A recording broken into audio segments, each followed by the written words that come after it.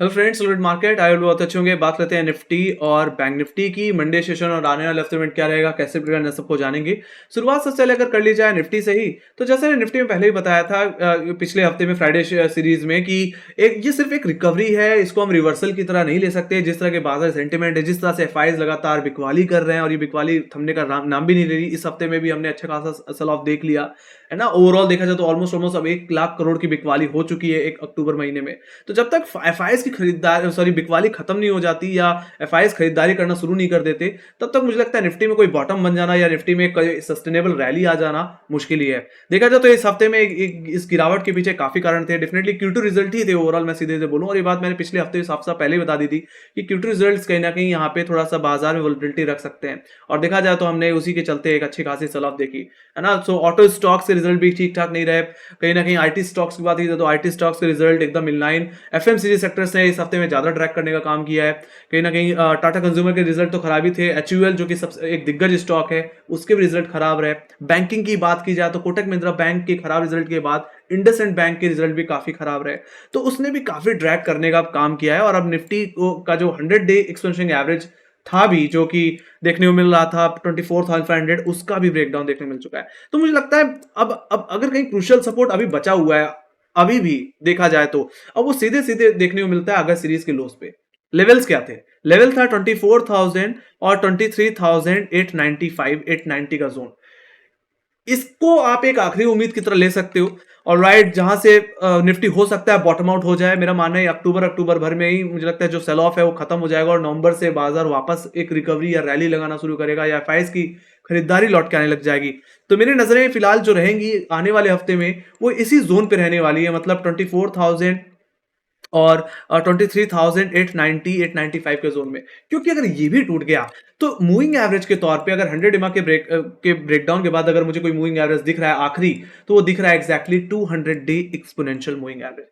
फिर निफ्टी यहां से भी कहीं ना कहीं 500 600 पॉइंट और करेक्ट होता हुआ दिखेगा, है ना। और 200 EMA कहां आता है एग्जैक्टली 23,459 के लेवल्स पे। और ये इतिहास गवाया। अगर आपको मैं बड़े टाइम फ्रेम अगर लेके चलूं, let me go to daily time frame, और मैं यहां पे अगर मूविंग एवरेज एक्टिवेट करूं, तो एग्जैक्टली आप देखेंगे कि 100 EMA जब भी इतनी बड़ी करेक्शन आई है, ये कोई नई बात तो नहीं है। और राइट, अगर इससे पहले अगर आप 2023 सीरीज में ही देख लो तो 2023 में निफ्टी कहीं ना कहीं 18,800 रुपए से कहीं ना कहीं 17,200 रुपए तक ट्रैक हो गया था, है ना। इससे पहले हमने कहीं ना कहीं एग्जैक्टली जैसे इस बार अक्टूबर में बिकवाली हुई है, उसी तरह हमने पिछले साल भी अक्टूबर में सेल ऑफ देखा था, है ना। कहीं ना कहीं निफ्टी ने 20,160 रुपए से कहीं ना कहीं 18,800 रुपए के लेवल लगाए थे। और उस बार भी कुछ ऐसा ही हुआ था कि 100 EMA का ब्रेकडाउन आया था। बट निफ्टी जाके थमा कहां, सपोर्ट कहां लिया? सीधे सीधे अपने 200 डे एक्सपोनेंशियल मूविंग एवरेज पे।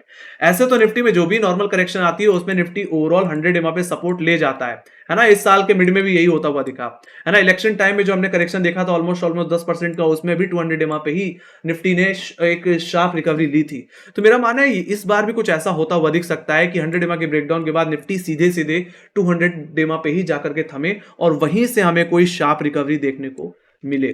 तो फिलहाल अगर सीरीज के लोस मेरे पास क्रुशियल सपोर्ट है, अगर वो टूटे तो आप इतनी एक्सपेक्टेशन रख सकते हो कि हाँ, निफ्टी में जो रिकवरी आएगी वो फिर 23,500 रुपए के जोन से ही आएगी, 23,500 के लेवल से।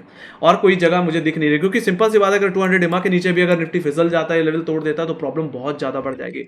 हालांकि 200 EMA के ऊपर जब तक निफ्टी है तब तक मैं इस करेक्शन को सिर्फ एक प्रॉफिट बुकिंग की तरह ही ले रहा हूं, क्योंकि निफ्टी काफी ज्यादा ओवर प्राइस्ड हो गया था। और मैं अगर वीकली बेसिस में अगर जाके देखूं, तो अगर आप यहां पे देखेंगे कि निफ्टी में कहीं ना कहीं पिछली स्विंग लोज, मतलब मैं इलेक्शन टाइम के सिचुएशन को मैं यहां पे काउंट नहीं करूंगा। ऑलराइट, ये एक इवेंट के बेसिस पे था और उसको तुरंत कवर भी कर लिया था। बट इससे पहले अगर हम एक नॉर्मल अगर स्विंग लो के वो देखें, तो इससे पहले हमने कहीं ना कहीं 2023 अक्टूबर में ही लो लगाया था। उसके बाद से निफ्टी लगातार कहीं ना कहीं स्विंग लगाता हुआ हमें दिखा है। तो कहीं ना कहीं 19,000 से 26,200 300 रुपए तक आ जाना एक ओवरबॉट सिचुएशन थी। और यहाँ पे एक नॉर्मल प्रॉफिट बुकिंग, एक करेक्शन पेंडिंग भी था। ये बात हमने ट्विटर में भी अपडेट की थी, काफी लोगों ने उस चीज को समझा। और अब वहां से हम एक अच्छा खासा करेक्शन देख रहे हैं। हम भी एक्सपेक्ट कर रहे थे कि 26,200 रुपए के करीब आने पे एक बार 10 से 13% की करेक्शन देखने को मिल सकती है। और अभी तक निफ्टी ऑलमोस्ट ऑलमोस्ट 8% करेक्ट हो चुका है। और मुझे लगता है 23,500 तक आते आते ऑलमोस्ट ऑलमोस्ट हम यहाँ पे 10% की करेक्शन भी देख पाएंगे। तो ये सिचुएशन भी देखने को मिल सकती है और वहां से हम हो सकता है एक अच्छा खासा मोमेंटम बिल्ड होते हुए निफ्टी में फिर देख लें। ऑलराइट, तो ये बात हुई गाइस निफ्टी के एक ब्रॉडर व्यू की कि कहाँ से हम रिकवरी एक्सपेक्ट कर सकते हैं, कहाँ से एक रिवर्सल हमें देखने को मिल सकता है। बाकी जैसे मैंने बताया कि जब तक एफआईज मोटा-मोटी खरीदारी करना शुरू नहीं करते, मेरा मानना है यहाँ पे बाजार में कोई भी रिकवरी आती है वो उतनी सस्टेनेबल नहीं लगती और हो सकता है हम वहाँ से और बिकवाली देख लें। Alright, so need to be very very cautious guys, intraday में ट्रेड करिए, कोई पोजीशन कैरी मत करिए। जो भी आपको इंट्राडे में मिले उसको बुक करिए और कैश में कन्वर्ट करिए, बात खत्म। Alright, let me go to intraday guys. अब सीधे-सीधे हम चलेंगे मंडे सेशन के रेंज को समझने।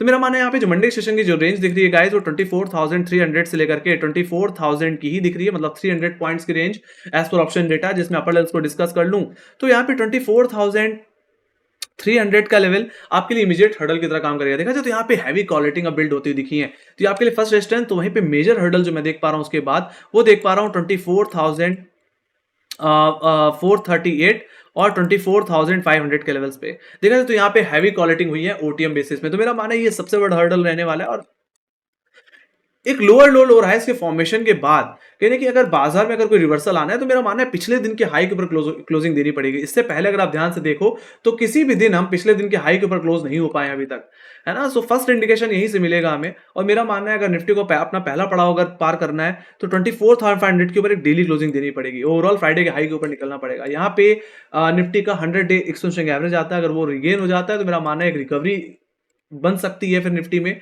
और ये रिकवरी निफ्टी को ले जा सकती है इसके 50 और 20 डे एक्सपेंशन एवरेज, या मैं बोलूं 22 अक्टूबर के हाइस जो कि 24,880 के लेवल्स पे देखने को मिलते हैं। बाकी मेरा मानना है अगर 20 डे का भी अगर ब्रेकआउट आने वाले ट्रेडिंग सेशंस में अगर मिल जाता है तो मुझे लगता है निफ्टी में वापस तेजी पकड़ सकती है, और 25,000 टू 28 और हो सकता है 26,000 की तरफ निफ्टी वापस मार्च करता हुआ हमें दिख जाए।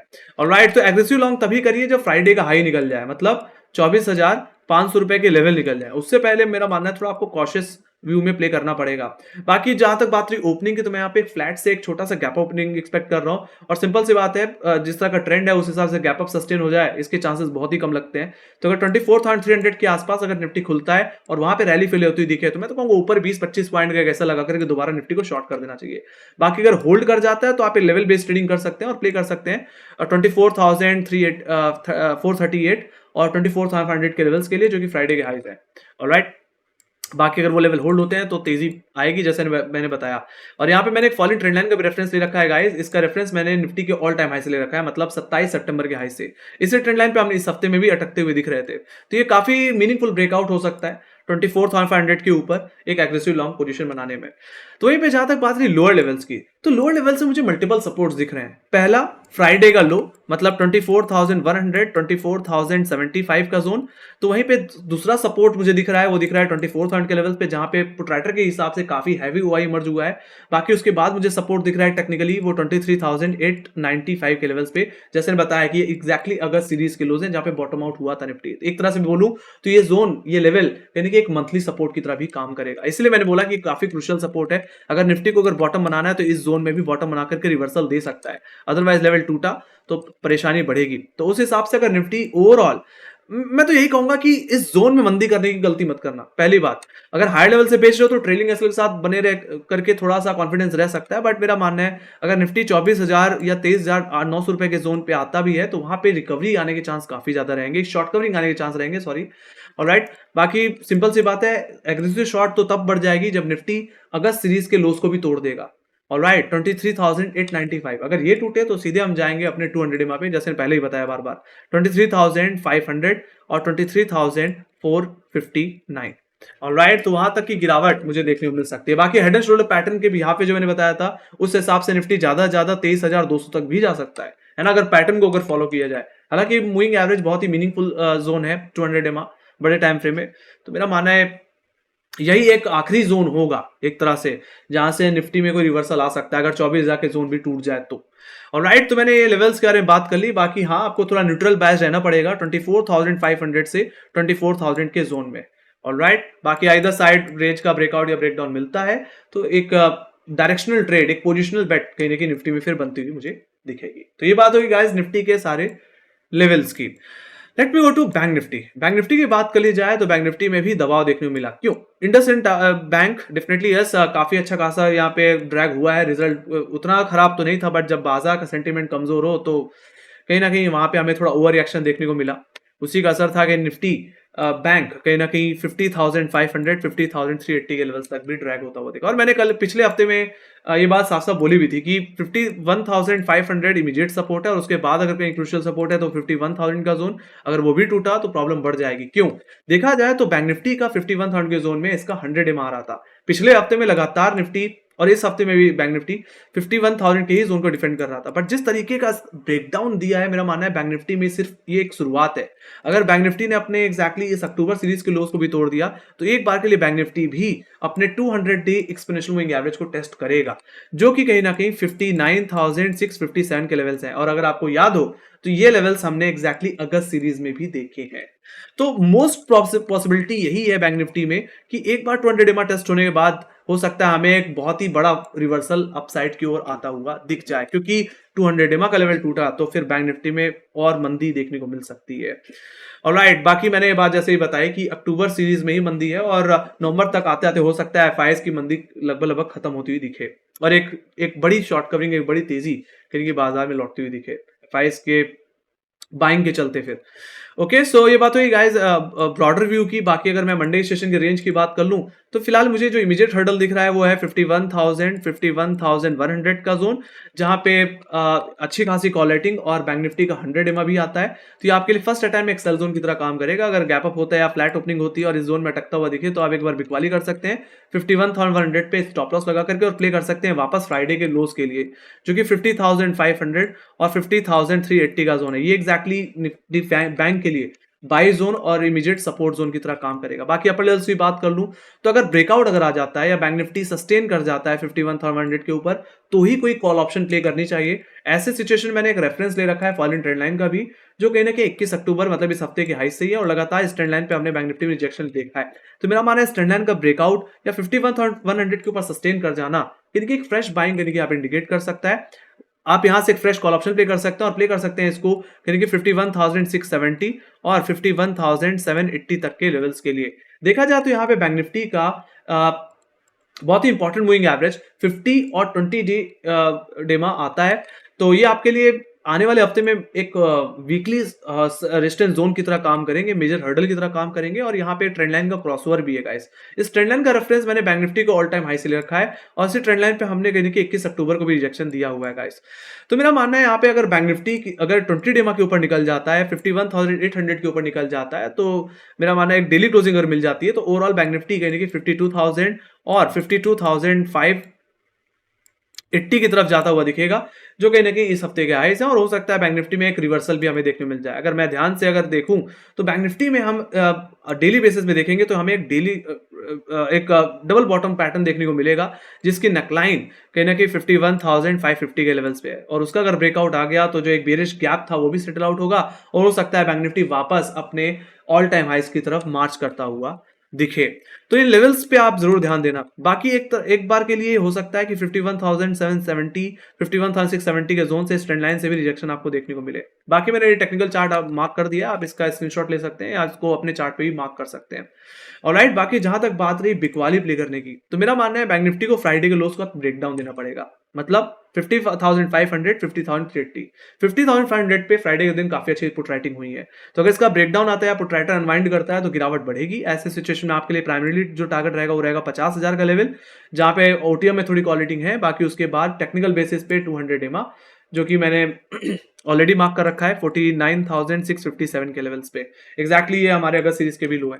तो मेरा मानना है ज्यादा से ज्यादा बैंक निफ्टी वहां तक की करेक्शन अब देता हुआ दिख सकता है।